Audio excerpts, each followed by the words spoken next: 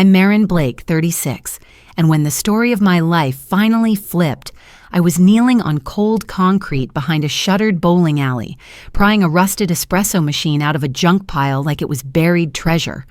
Oil on my hands, wind slicing off Lake Michigan, a gull screaming overhead like an omen. I was one bad day away from pawning my last tool set when a woman in a navy trench coat stepped over a puddle and said, very calmly, like we weren't standing in a parking lot that smelled like old fries, "Ms. Blake, are you Marin Blake?" If you've ever had a moment where your heart tries to climb out of your throat, you know the feeling. That depends, I said. If your collections, I died in 2019. She actually smiled. I'm Dana Crowell, counsel for the Dunham estate. The name hit me like a dropped wrench. Evan Dunham. The man who'd taught me how to take apart a two-stroke engine at 15. The man who'd said, "You were born with a socket wrench in your palm, kid." Then left this city for good and never looked back. "Mr. Dunham passed 6 weeks ago," Dana said. "He left instructions to find you. There's a lot. A lot." 2 words that don't mean much until they mean everything. I wiped the oil on my jeans and stood. My ex's voice, sharp, smug, flashed through my skull. "Nobody wants a grease monkey with opinions, Marin. Know your lane." "Okay," I said. "You have my attention. But if this is a scam, I'm going to be really embarrassing on the local news." Dana gestured toward a slate gray SUV idling at the curb. Inside, folders, tabs, the smell of paper that hasn't seen daylight. We pulled away from the alley and into a city that never quite decided if it was dying or reinventing itself. Boarded up storefronts next to artisanal donut shops, cranes on the horizon, hope and rot holding hands. "You're the sole beneficiary of Mr. Dunham's waterfront properties," she said, like she was ordering coffee. "The North Pier, the old Carousel Pavilion, 3 warehouse bays, and his residence. There's a trust, also an operating company. Dunham Works, LLC. I laughed, not the fun kind. "Wrong Marine. I own a 2008 pickup and a toolbox with more missing sockets than friends." Dana slid a letter across the console. Thick cream stock. My name in ink that looked expensive. I didn't want to open it. I opened it anyway. "Kid, if you're reading this, I'm gone and you didn't let life turn you into scrap metal. The pier is yours, if you can bring it back. Terms are simple. 45 days to reopen the Carousel Pavilion to the public and keep it operating for 1 year. No flipping, no selling the view to the highest bidder. You always had the hands. I hope you grew the spine. ED 45 days. My pulse did something reckless. That pier's been padlocked for, 20 years? 19, Dana said. Storm damage, zoning fights, politics, memories. She paused, measuring me. "Your ex-husband is Councilman Grant. I assume you're aware?" Blood turned to frost. More aware than I'd like. He liked 2 things, cameras and making me small. He hated one, me being right. "We have a scheduled walkthrough," Dana said. "You'll want boots." "I live in boots," I said. But the truth was uglier. I'd been living in the back of my truck, every possession in a storage unit, every hour hustling repairs for people who couldn't afford dealership rates. I fixed other folks' broken things because I didn't know how to fix my own. The closer we got to the waterfront, the colder the wind cut. The North Pier rose ahead like a long, stubborn scar, timbers silvered by seasons, the Carousel Pavilion a glass-eyed ghost at the end. A chain-link fence, signs that yelled, "No trespassing," in a voice that dared you to try. Dana keyed us in. The pavilion door groaned. Dust motes swirled like snow in a shaft of lake light. And there it was, the carousel. Horses frozen mid-gallop. Paint cracked but still brave. Mirrors blind with age. Music box silent. I felt something tug loose in my chest. "You grew up here?" Dana asked. "On the south side. My mom worked doubles at the hospital. I came to the pier on Saturdays when Evan needed a small pair of hands. He paid me in funnel cake and bad wisdom." "What kind of wisdom?" "If it turns, it can seize. If it seizes, it can be freed. Apply heat, patience, and an attitude. I swallowed hard. He taught me engines like they were therapy. Wind moaned through a broken pane. The place smelled like cedar and stories. I ran a hand over a horse's mane. Flakes of paint fell like confetti at a sad parade. 45 days. My brain was already inventorying. Power, wiring, bearings, floorboards, permits, insurance, money. God, the money. There's a trust disbursement for immediate repairs, Dana said, as if reading my panic. Not unlimited. Enough to begin, not enough to be stupid. So, welcome to the gauntlet. Something like that. She hesitated. There's one more thing. The city council is reviewing a development bid next week. If you don't show clear progress by then, they can vote to condemn the site. I blinked. Let me guess. The developer has friends on the council. Your ex chairs the committee. Of course he did. Of course. I looked around the pavilion. The dead bulbs, the fallen plaster, the horses with chipped smirks like they knew things. Fear tried to climb into the driver's seat. Another voice answered, one I hadn't heard in a long time. Apply heat, patience, attitude. Okay, I said to no one and everyone. If Dunham left me a fight, then we fight. We stepped back into the wind, and that's when I saw the crowd gathering at the fence. Phones up, curiosity bright as sirens. An old man in a lion's cap. 2 teenagers on skateboards. A mom with a stroller who looked like she needed somewhere safe and free to sit for 20 minutes and remember she was a person. My city, bruised, beautiful, ready for a reason to believe in itself again. I climbed onto the low concrete wall. Hey, I yelled, the lake snatching my voice and throwing it back. I'm Marin. This carousel belongs to all of us or it belongs to nobody. In 45 days, we're going to light it again. We're going to make it spin. I pointed at the sign. Ignore the part that says, no trespassing. Pay attention to the part that says, under construction. We'll need hands, stories, coffee, definitely coffee. A laugh rippled through the crowd, small, then bigger. Someone clapped. The old man tipped his cap. The teenagers filmed, already stitching this moment into a clip that would outlive the wind. Dana touched my shoulder. That was bold. I'm tired of being quiet, I said. Quiet didn't save anything. My phone buzzed. Unknown number. I didn't have to look to know who. I answered anyway. Still playing with broken toys? Grant's voice oozed through the line. You'll never get that rust heap open in time. Sign it over. Let grown-ups work. I looked at the carousel and saw it move in my mind. Lights, music, motion, the city breathing again. Watch me, I said and hung up. Back inside, Dana handed me one last envelope. Heavier. Sealed in red wax like a dare. I cracked it open with a thumbnail. Open only when the wind is cruel, the council is crueler, and you're one turn from giving up. There's a key inside. And a map. The pier keeps its secrets where the light can't reach. Trust the dark. ED, a key slid into my palm. Old brass. Cold as doubt. Outside, the lake roared. Inside, the horses waited. 45 days. Heat, patience, attitude, and a secret in the dark. If you've ever been told you're in over your head, drop your city in the comments and tell me the moment you stopped listening. Because this story, it's about to test everything. Loyalty, grit, and how fast a dead dream can start beating when a whole town presses 2 fingers to its wrist. The first night at the pier felt like stepping into a room where a conversation had stopped mid-sentence 20 years earlier, and every board, every bolt, wanted to know if you'd finish it. The wind came off Lake Michigan like a teacher with no patience for excuses, rattling the pavilion's broken panes and whispering through the ribs of the carousel until the whole place sounded like it was breathing in its sleep.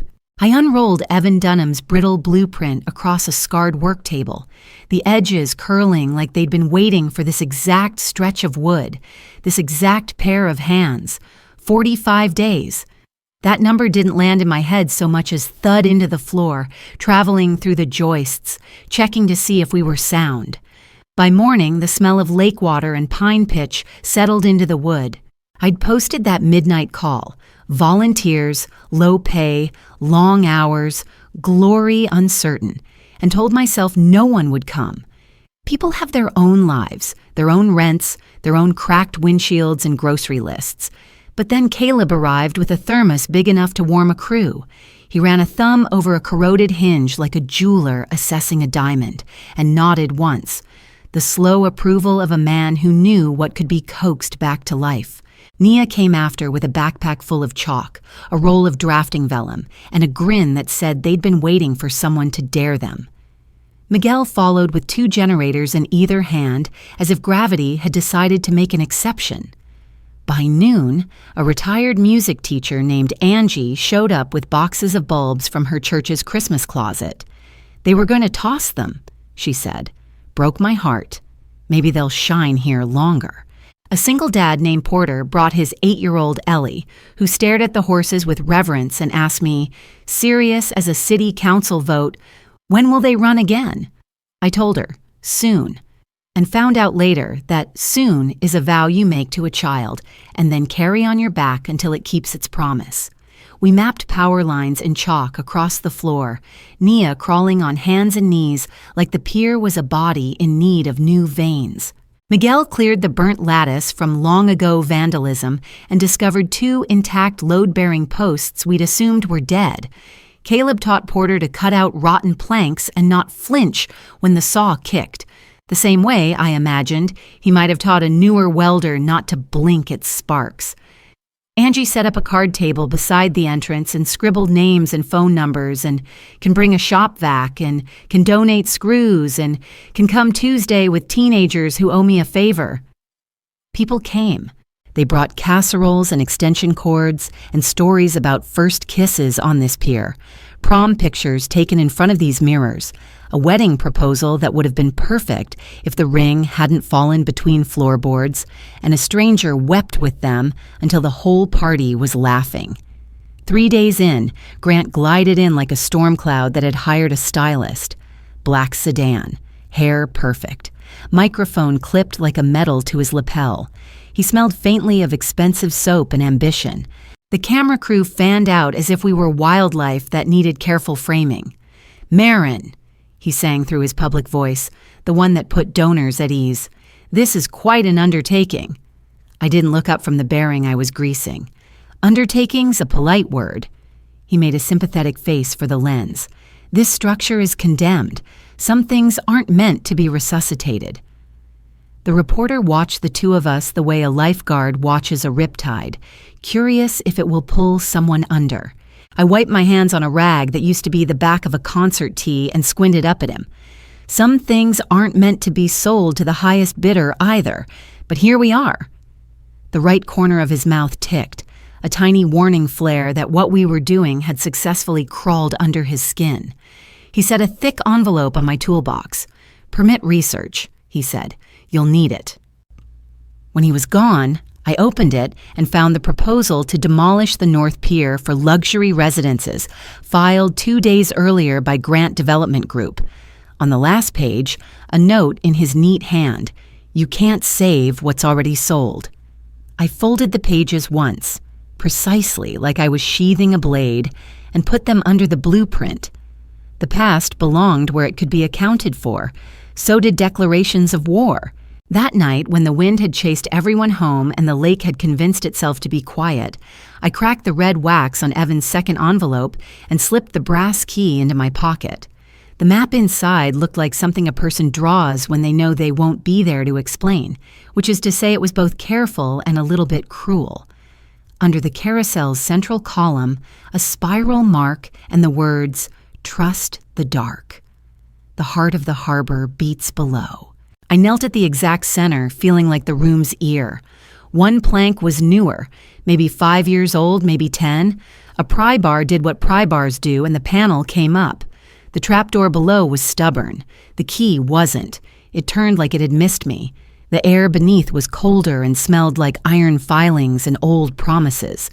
My flashlight sliced a cone through dust and spiders, and the careful, long patience of a man who had built himself an afterlife of work.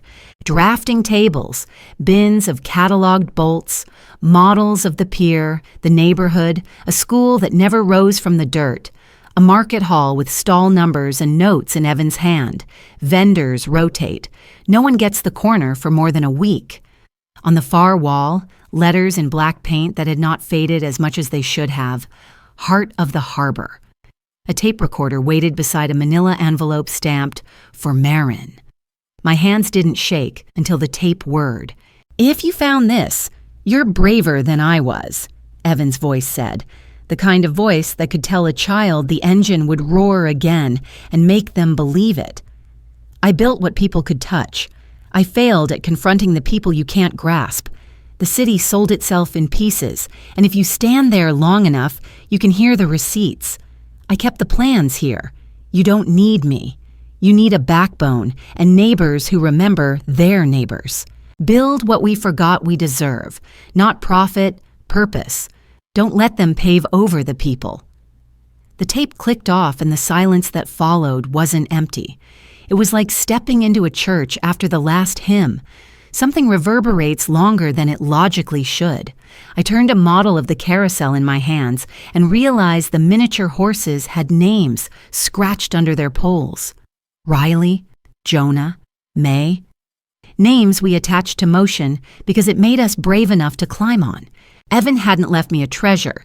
He'd left me a thesis. We started working like we were on borrowed oxygen.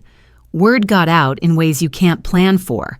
A high school shop teacher turned our call for hardware into an extra credit project, and 20 kids showed up with tape measures and quiet pride. A bakery donated bread that tasted like someone in that kitchen still believed in butter. A union chapter offered scaffolding. A woman named Patrice, who wore a nurse's badge and a grief like a shawl, asked if she could paint, then spent 2 days restoring one horse's flank like she was tracing the curve of a story she once hoped would go differently. Nia wove solar strips along the track like starlight. Miguel found the rhythm of the gear teeth with his fingertips and adjusted the tension like a guitarist tuning a stubborn string until the whole wheel sighed into alignment. Ellie did her homework on a blanket by Angie's card table and kept asking me for the countdown. 31 days, I would say. 28. 24. She started putting sticky notes on the entrance with the number just so strangers would have to stand still long enough to understand urgency. Grant responded by finding subtler ways to take our legs out. The first was a permit that had gone missing from a municipal inbox. Dana, who insisted she didn't scare easily and proved it, marched into 3 offices and left with stamped copies that magically turned up after she said the words, "Public records request and open meeting violation." The next was a delivery of substandard bolts the vendor swore we'd ordered. Caleb refused to install them and took 2 photos with a tape measure laid across the heads to show how they were off spec. Nia made a spreadsheet of every critical fastener we'd received and hung it scarily large on the wall with a header that read, "Nobody gets to lie in here." Then came the thing fire does when somebody helps it. 4 in the morning. My neck kinked from sleeping at the desk, invoices still wet with ink from my pen. The smoke alarm shredded the quiet, and by the time I yanked the door open, flame had punched through the siding and was tasting the rafters. Miguel's shout divided into orders. Caleb's body moved like his bones had once memorized this choreography for a different emergency. Nia called 911 with a voice that cut through an operator's script. We formed a bucket line from the lake and let muscle memory argue with panic while the fire department howled down the street. In the gray that follows adrenaline, we stared at a roof that hadn't been that broken an hour earlier. The inspector arrived fast because that's what happens when a pier tries to save itself. Every mechanism in the city either pushes or holds. He knelt, sniffed, scraped, and then said the word accelerant in a way that was small and heavy at the same time. Angie cried into a dish towel. Ellie crawled into her father's lap and pressed her ear to his chest like she could regulate his breathing with hers. I sat on the curb and watched steam rise from wood that had promised me it would try. I don't know what flips in a person the moment they decide to keep going because pride would be offended if they didn't. Maybe it's the memory of being told, know your lane, so many times you start painting a new one. Maybe it's watching a city arrive with carafes and hammers minutes after the flames quit licking. The photos took care of themselves. Smoke against blue dawn, silhouettes moving like a machine made of people.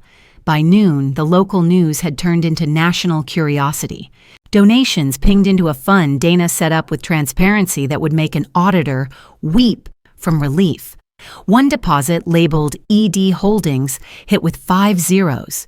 I traced it through a dead company shell Evan had left like a map pin you only see if you've earned it. Even from whatever quiet place he'd gone, he'd bet on us losing and left enough for us to win. We rebuilt with a speed that felt like prayer. Porter learned to set joists by listening to Caleb's humming.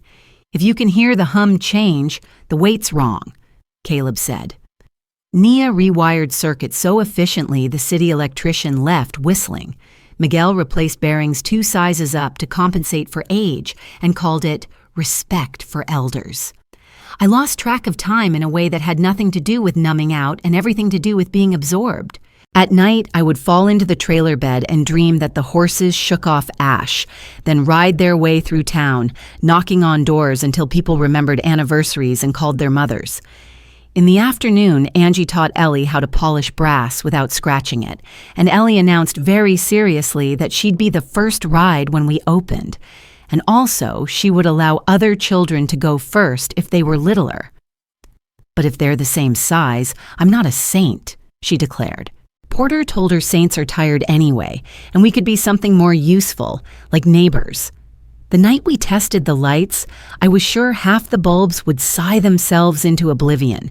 Instead, one after another bloomed, each tiny yes compounded into a chorus until the pavilion glowed. People lining the fence made the kind of sound crowds make when a long shot goes in at the buzzer. I felt tears and let them move without apology. Somewhere in the reflection on the glass, I thought I saw Evan standing with his hands on his hips, shaking his head like I'd over-torqued a bolt, and he was proud of the audacity anyway. Grant went on television the next day talking about sentimental projects and public safety and tough leadership. His voice did that thing politicians' voices do when they believe their job is to parent adults. He said the words condemn and blight and liability, and then said my name with a practiced pity that made me bite down hard enough to taste iron. I stood in the same spot 12 hours later and told the same station that maybe sentiment is exactly what we've starved out of public life, and maybe a carousel that costs 50 cents to ride and nothing to admire is more fiscally responsible than another empty glass tower with a leasing office that can't pronounce our street names. When I finished, a teenager in a hoodie in the back yelled, "Say it louder!" And I did, until my voice stopped shaking and started carrying. 2 days after we got the calliope to wheeze the first bars of a tune nobody under 30 recognized, Dana found me by the door with a folder pressed flat against her ribs, like if she bent it would bite. "We have a claimant," she said. The name meant nothing at first, Raymond Dunham, and then too much. Dunham began to glow like an emergency exit sign in a smoky room. He said he was Evan's nephew. He said he had the paperwork and the blood to say I was an opportunist. He said uncle a lot into microphones and looked at camera lenses the way men look at mirrors when they've convinced themselves history is a suit they can tailor. He did a morning show. He called me a well-meaning amateur in that condescending tone that coats cruelty in maple syrup. He asked, with moist eyes, why I was so determined to misinterpret Evan's legacy. I watched him from the trailer and rewound the segment 3 times. He wasn't improvising. Someone had handed him pages. He was reading the part of antagonist with clean hands. I put my forehead on the cool metal of the desk and cursed in a way my mother would have sighed at, and then thanked herself for raising a daughter who didn't swallow it. We went back downstairs that night because when a person tries to claim your story, you go to the place where the truth was written. The underground room had begun to feel like the inside of someone's chest, ribbed and vulnerable and honest. I ran my hand along the painted letters and thought about what we let be permanent and what we paint over when it hurts to look. Then I noticed a seam in the panel behind the words. It wasn't the kind of seam accidents leave. It was the kind people cut when they know they'll need to hide something from a man who eats paperwork for dinner. Inside was a leather portfolio that smelled like lawyers and storms. City contracts 2003-2004, approvals, payments, a stamped signature. Councilman Grant, approved demolition of North Pier. And a clip note from Evan that said in the neat, annoyed hand of a man who had built his dignity with a pencil, "The goal isn't revenge, kid. It's renewal. Build the truth. Don't weaponize it." I wanted to run down Maine with those pages and staple one to every lamppost. I wanted to watch a reputation deservedly bleed. But vengeance is a stove that burns the cook. I called Dana and told her to lock it up where people like Grant can't charm the hinges off. "If something happens to me," I said, "let it breathe." She didn't ask what I meant by something. The hearing landed on day 44, because of course it did. The chamber filled with press and neighbors and the hum of tension that makes microphones feedback. Grant presided like a king, trying to appear reluctant to wear the crown. He spoke first. He said the word unsustainable, as if it were a scientific fact, not a political preference. He implied carefully that I confused nostalgia with public interest. He used phrases that mean nothing and everything depending on who's cashing checks: responsible development, community standards, forward-looking.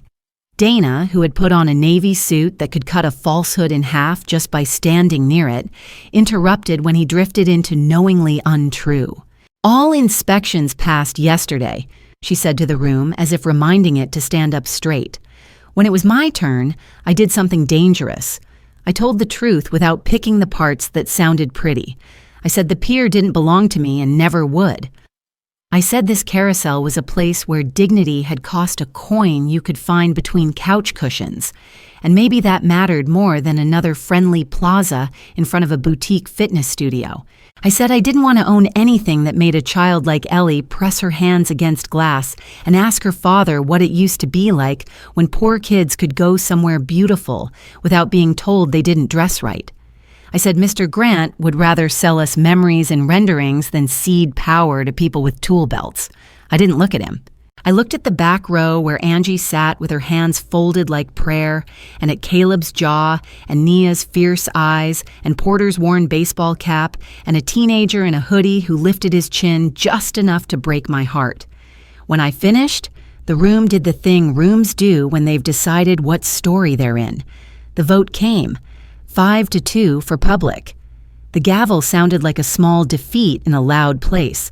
That night, after the congratulations and the coffee and the reporters' microphones brushing skin like gnats, I stayed. The wind had tucked itself in. The lake breathed like a calm animal. I climbed down into the workshop and found a manila envelope I could have sworn hadn't been there. It held a brass plaque with words that made my knees weak. Dedicated to Marin Blake for fixing what I couldn't. P.S. Check the horse named Riley. I climbed back up and went to the lead horse, the one I'd painted eyes onto so carefully it had felt like a responsibility. At her base, a panel was nearly invisible until it wasn't. Inside, a tin box, photos, clippings, a headline about Evan's wife and child lost in a harbor collapse. Another about Councilman Grant overseeing a reconstruction later deemed complete in the particular way projects are deemed complete when the tape is cut but nothing actually holds. A letter in Evan's hand that read like confession and command. They called it an accident. It wasn't. Corners were cut. My family paid. I buried the proof under what killed them. Not for vengeance, but so one day someone could resurrect what mattered. If you're reading this, don't destroy him. Outbuild him. Outshine him. Make the pier what it should have been, the heart of the harbor. I cried in the way people cry when no one's watching, and they have finally been handed the exact weight of a story. Then I wiped my face with my sleeve, because salt is not a solvent for rot, and went upstairs to watch the water and feel exactly how alive a city sounds at night. The next week was not triumph so much as recalibration. Reporters called. A podcaster asked me to talk about reclaiming public space, and I said yes, even though microphones still made my throat tighten.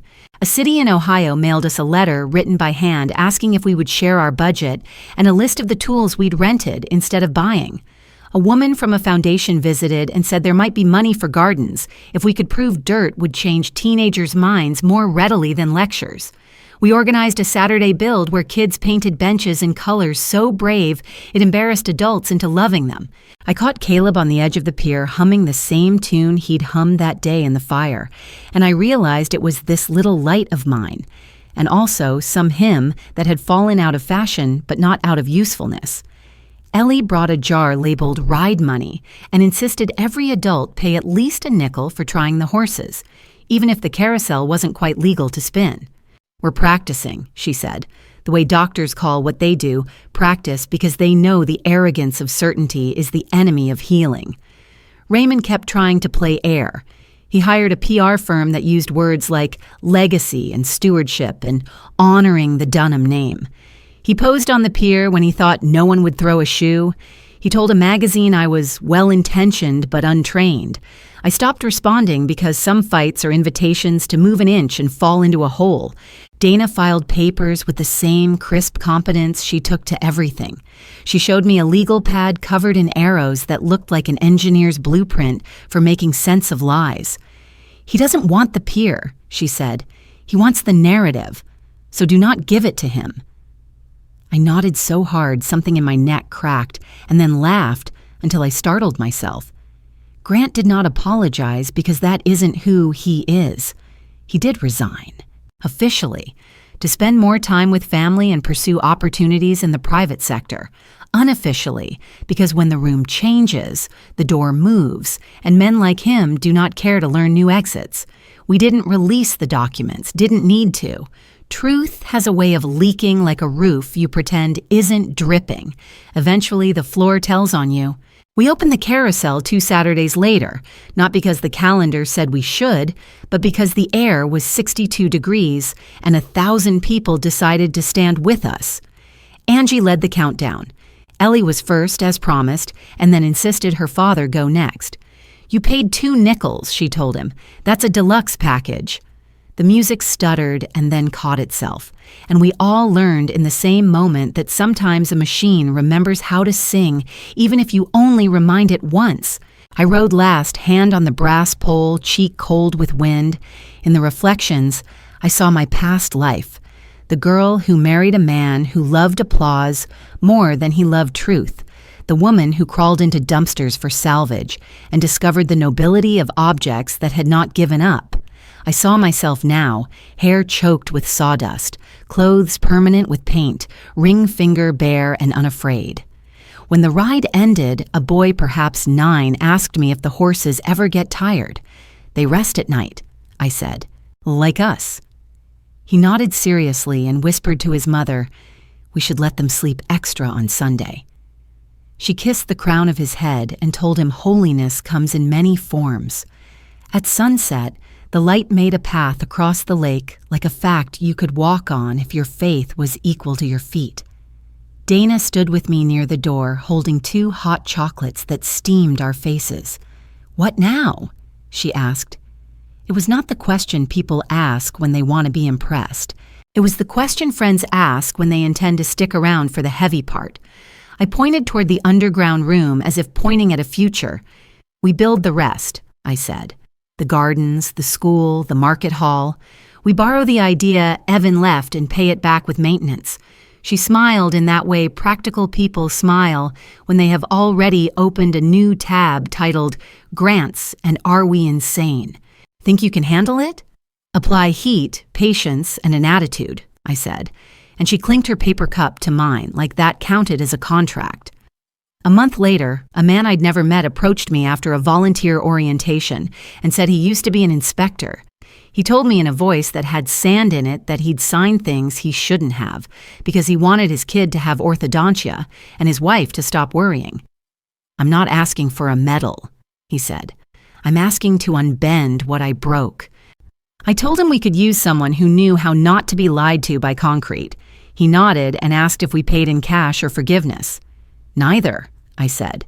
We pay in check and we expect receipts.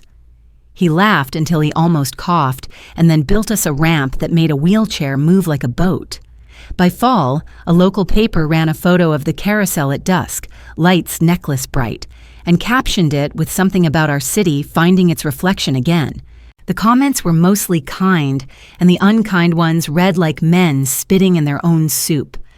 A developer from out of state floated an offer to partner, which was code for extract. I told him the price of admission to our place was sweat. He said sweat didn't scale. I said maybe scaling is not a holy word. He didn't call back.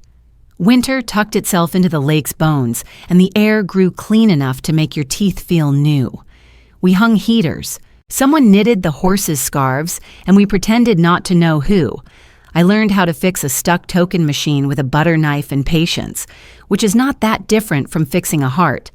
Porter began dating the music teacher, and Ellie approved on the condition that any wedding vows include promises about cotton candy quotas.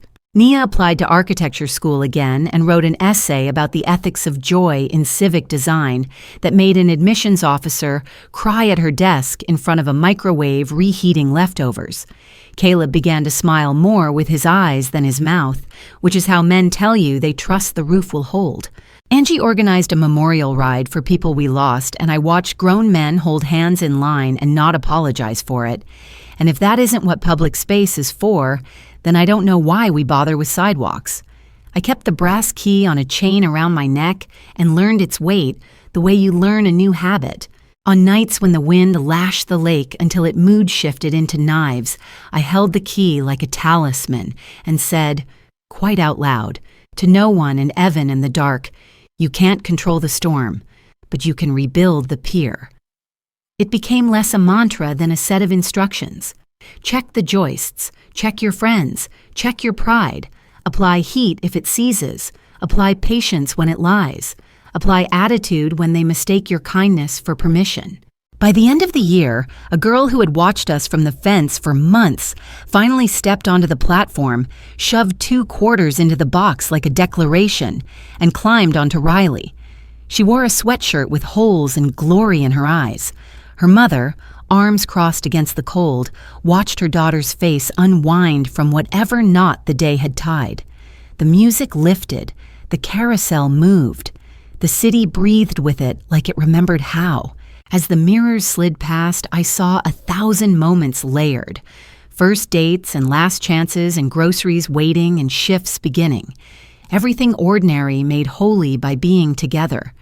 When the ride slowed, the girl hopped down and looked me dead in the eye, the way only the very young and the very old can. "Thank you," she said, saying it to the horses and the lights and the windbreakers and the volunteers and the dead man who hid a room and the mechanic who wouldn't quit. Then she said, "I can help clean if that's the ticket for next time." And I said, "That's the price exactly," because we were interested in teaching a kind of economy no ledger can hold. There are a dozen ways to end a story like this. The truth is, it doesn't end. It widens. It learns to carry more weight without sagging.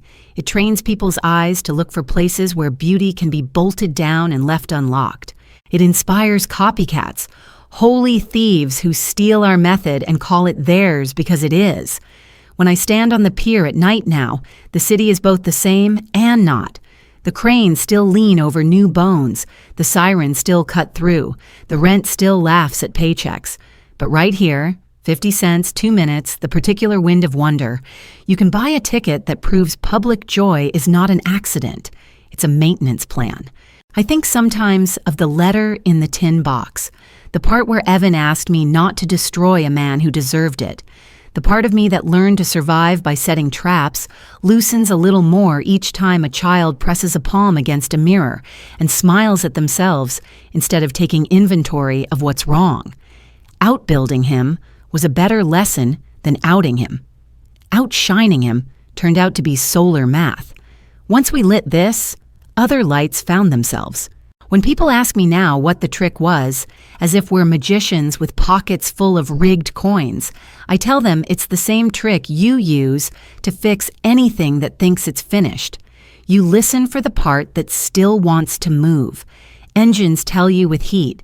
Wood tells you with pitch. People tell you by showing up even when they could stay home. We listened. We turned. We found teeth that still caught. And if you stand on the pier at closing, when the last token clinks and the lights are a little rowdy the way children get before bed, you can hear it. The sound of a harbor remembering its heart. The sound of a city practicing. It's not triumphant. It's steadier than that. It's the quiet, mechanical, tender sound of second chances clicking into place. The year after the Carousel came alive, the pier didn't sleep anymore. It breathed. On weekends, children ran between the painted horses, vendors sold coffee and hand pies, and the air filled with a kind of music no one wrote down but everyone remembered. The old harbor, once the city's bruise, had become its heartbeat. Marin's name was on local headlines, her photo on the cover of a community magazine with the caption, "The Woman Who Rebuilt Hope." But for her, success was less applause and more a quiet rhythm. Paint-stained hands, morning light through sea mist, and the hum of work worth doing. She didn't realize how fast the world was catching up until the TV crews returned. This time not to witness tragedy or defiance, but progress. A national network aired a documentary titled Heart of the Harbor, When a City Decides to Heal. Within weeks, investors began calling. Real estate developers, NGOs, philanthropists with names that tasted like wealth. They all wanted a piece of the miracle. Dana sifted through proposals with a lawyer's patience. "Half of them are branding exercises," she warned. "They want your name so they can polish theirs." Marin sipped her coffee and stared at the pier glowing in the dawn. Then they'll have to find another name. It was around that time that Eli Turner showed up with a camera and a story pitch. He'd won a Pulitzer once, back when he was young enough to believe awards meant peace of mind. Now, 40 and a little weathered, he'd come home to Lake Michigan after a decade chasing wars overseas. He said he wanted to photograph ordinary resilience. He meant her. Marin first saw him crouched by the Carousel fence, capturing the light spilling through the mirrors. He looked up, squinting against the glare, and smiled the way people smile when they recognize something familiar they can't name. "You're Marin Blake," he said, voice calm, low, steady. "I read about you in the Times." She grinned. "Don't believe everything you read. The horses do most of the work." Eli laughed and followed her around for days, camera clicking, questions gentle but precise. He never asked for poses. He photographed her hands tightening bolts, her hair catching in the wind, the smudge of paint on her cheek. When she caught him watching her one evening as the sun dipped gold over the harbor, she said, "You point that lens like you're trying to remember something you lost." He hesitated, then said quietly, "Maybe I am." They fell into rhythm before either admitted it, a friendship threaded with silence that never felt empty. He helped document the next phase of her project, transforming the vacant warehouse by the pier into classrooms and workshops. Heart of the Harbor, now an official foundation, offered trade apprenticeships to veterans, single parents, and teenagers who didn't fit in at school. The first day, a boy named Liam showed up, hands in pockets, hoodie up, and asked if fixing things could count as art. Marin smiled. "Only if you care how it ends." He came back every day. As the project grew, so did the noise around it. A national foundation offered $1 million grant to expand into 3 cities, on one condition: corporate branding on every site. They'll rename it the Harbor Initiative, Dana said, skimming the contract. They'll take control of staffing, messaging, even fundraising. Marin ran a hand through her hair. They want to turn a heartbeat into a logo. Dana sighed. "It's a lot of money." "So was the price of silence 20 years ago," Marin said. "We're not selling this one." But pressure has a way of returning through the back door. At the next board meeting, a new offer arrived from the RGM Group. No one said it aloud, but everyone knew. It was Grant's company, rebranded under his son's name. Their proposal promised full funding to restore the entire harbor district, revitalization through partnership. Eli was in the room documenting when Marin read the cover letter. Her pulse hammered. "They still think they can buy their way into heaven," she murmured. Later that evening, as snow flurries swept across the lake, Eli found her alone by the carousel. The lights reflected in her eyes, equal parts fury and fatigue. "You don't have to fight every battle alone," he said softly. "It's how I was built," she answered. "Then maybe it's time for a redesign." He took a picture. No flash, just the natural glow of the bulbs and the wind tousling her hair. She didn't smile, but she didn't look away either. It became the photograph that later hung in the city museum. The woman and the carousel. A week later, Dana arrived with a brown envelope, rain-soaked at the edges. "Another delivery from the Dunham estate," she said. Apparently, Evan had a third letter to be opened after 1 full year of operation. Marin took it carefully, fingers trembling. Inside, a single page in Evan's unmistakable scrawl, "Kid, if the carousel still spins, you've proven you can build joy. Now build connection. The last piece is where the city broke in two. You'll find the plans in the old boat warehouse on 5th. It's time to finish the bridge." Attached was a faded blueprint labeled "The Bridge of Hands." That night, Marin and Eli drove out to the address, an abandoned warehouse swallowed by vines and graffiti. Inside, dust motes floated through slits of moonlight. They found a covered frame near the center. When Eli pulled the tarp back, they both went still. It was a scale model of a pedestrian bridge shaped like 2 hands reaching toward each other from opposite sides of the canal, each finger a walkway leading to a central platform engraved with the word, "Together." Eli let out a low whistle.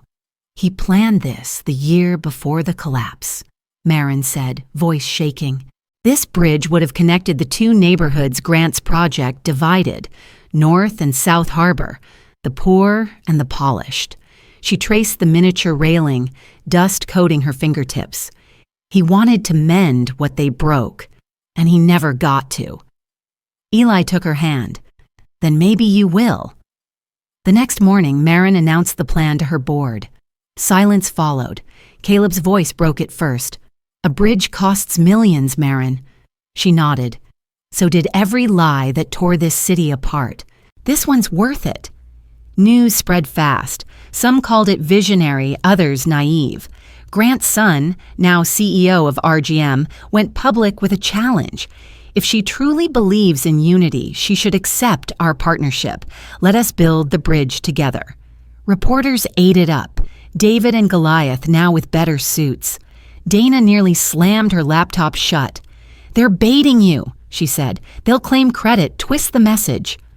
Marin looked out the window toward the lake, gray and endless. "Then we build it without them." Eli's photos became their campaign. His lens captured faces, dock workers, baristas, kids painting signs that read, "Hands across the harbor." The images flooded social media, donations trickling in first from locals, then from across the country. Musicians held benefit concerts on the pier. A grandmother in Oregon mailed $5 with a handwritten note, "For the bridge that should have existed when my father worked there." The city, under new leadership, granted the permits. Construction began in spring. Marin worked 12-hour days in a hard hat and flannel jacket, shouting over cranes and drilling. Eli documented every step. The first beam lowered into place, the workers high-fiving in the cold wind, Marin's laughter echoing like victory.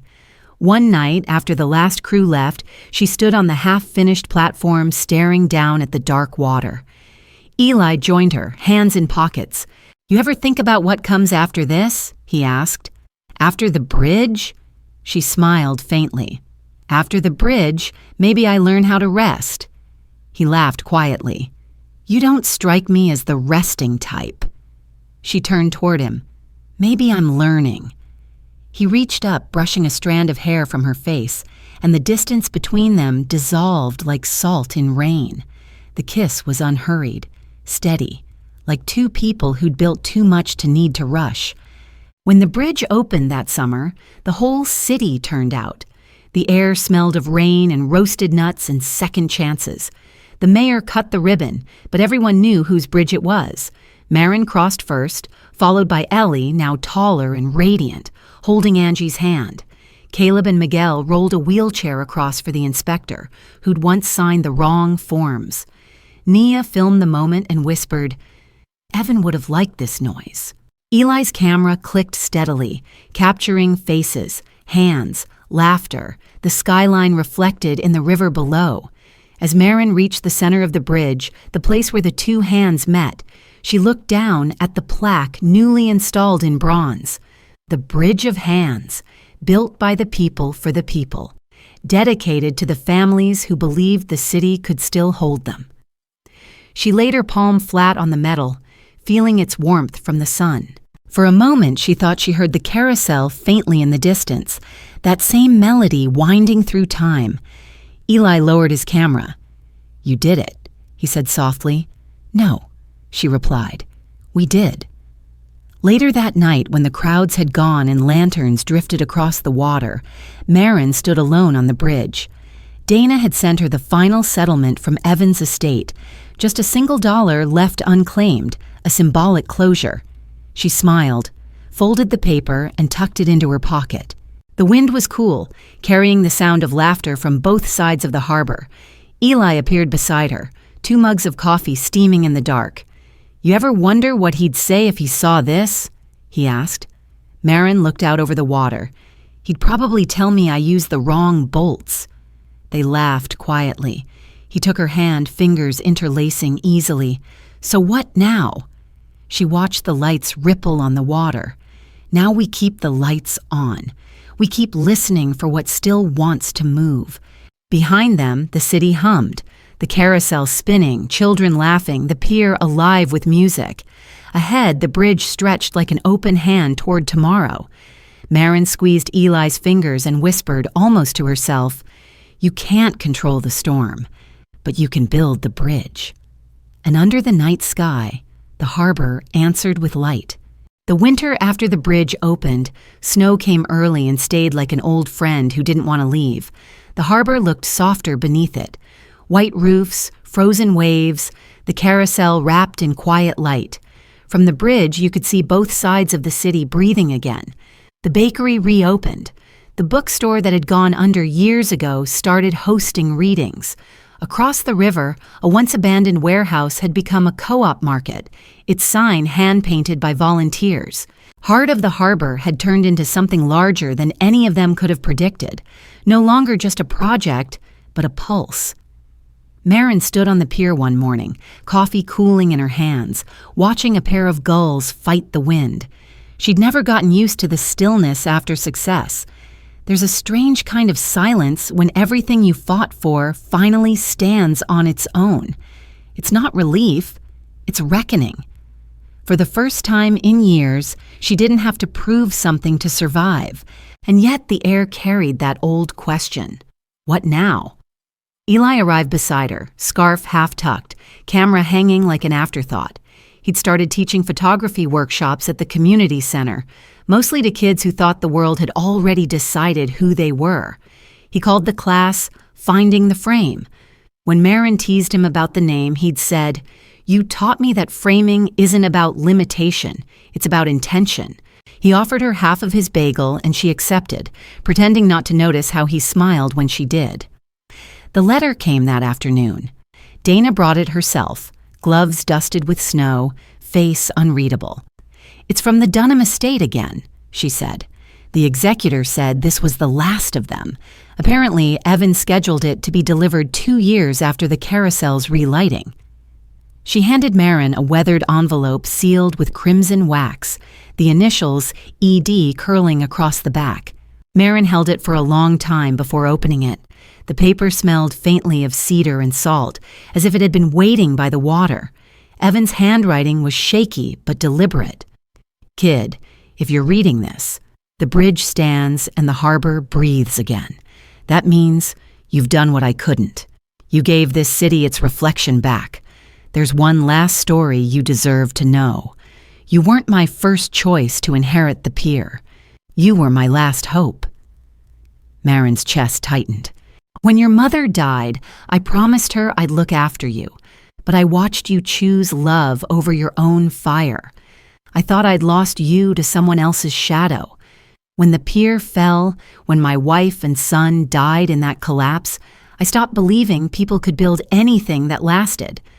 But years later, I saw a newspaper photo, some young woman selling restored furniture in a parking lot. You were smiling like you just remembered who you were. That's when I realized I hadn't lost you.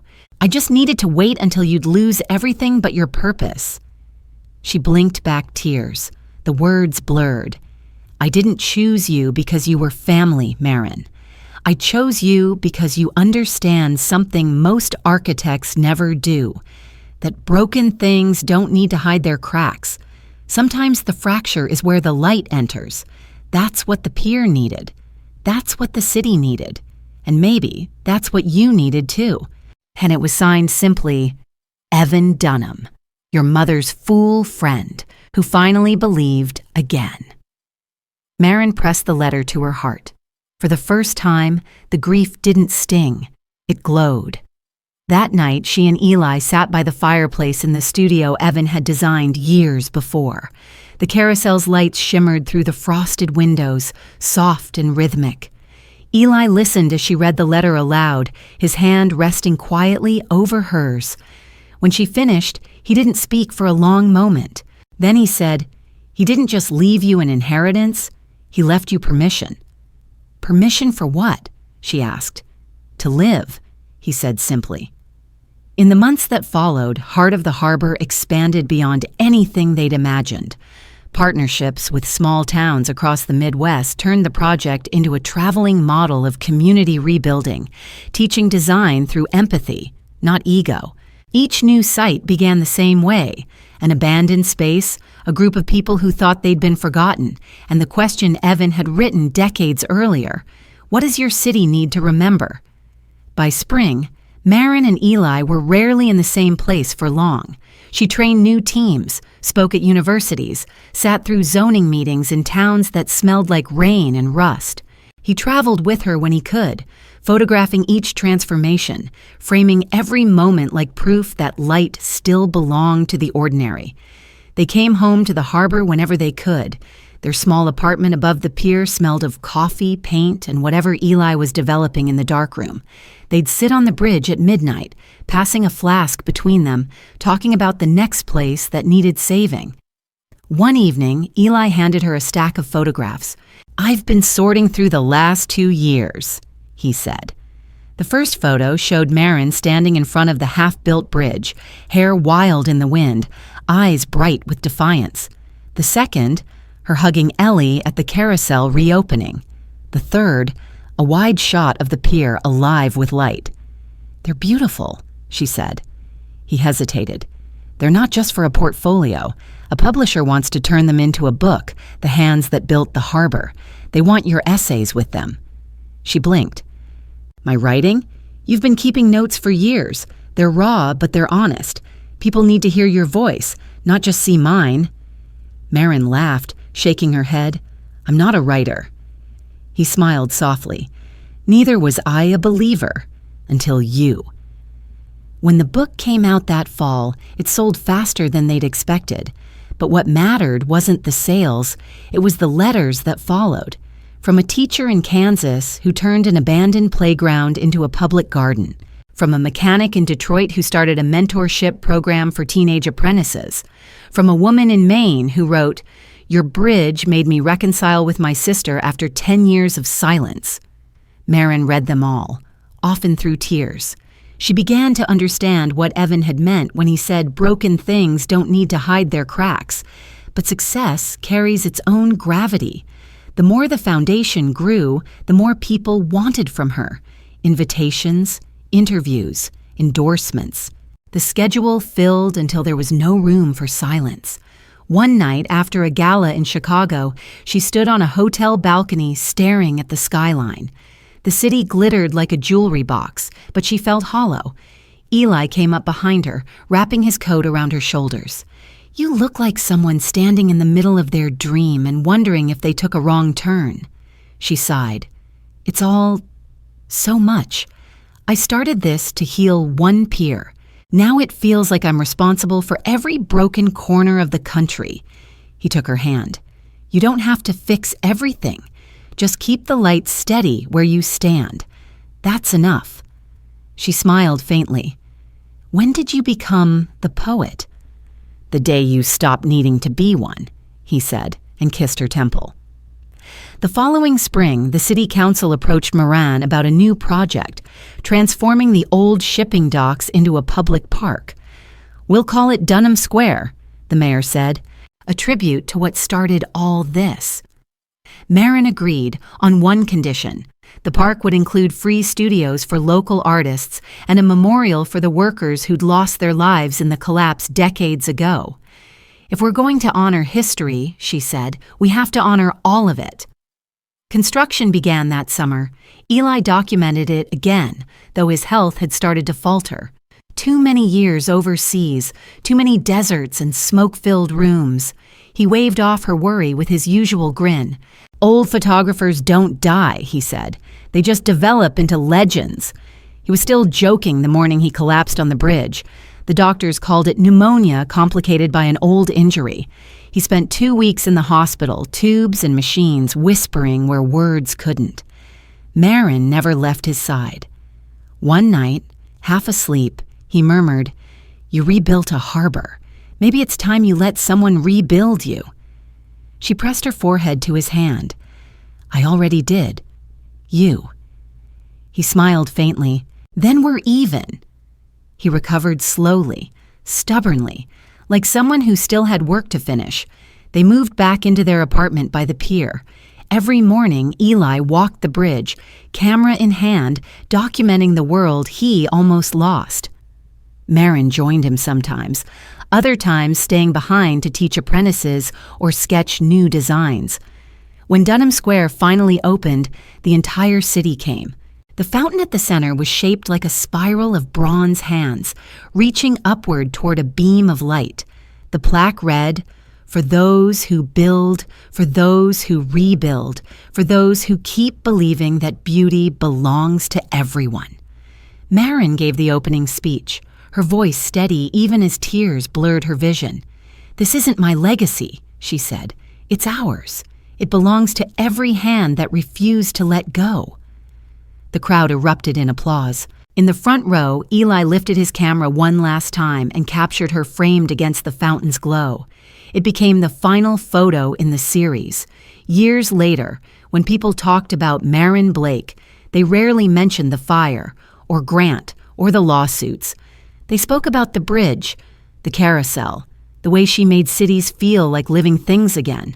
They spoke about how every year, on the anniversary of the pier's reopening, she and Eli walked hand in hand across the bridge, stopping at the center to drop a single flower into the water. In 2025, Heart of the Harbor launched its national initiative, Community Design Fellowships across 20 cities. Marin addressed the first class of fellows in Chicago. Her voice carried the same warmth it always had, steady as the hum of a machine that had found its rhythm. "When we started, we thought we were rebuilding a pier," she told them. "But it turned out we were rebuilding trust.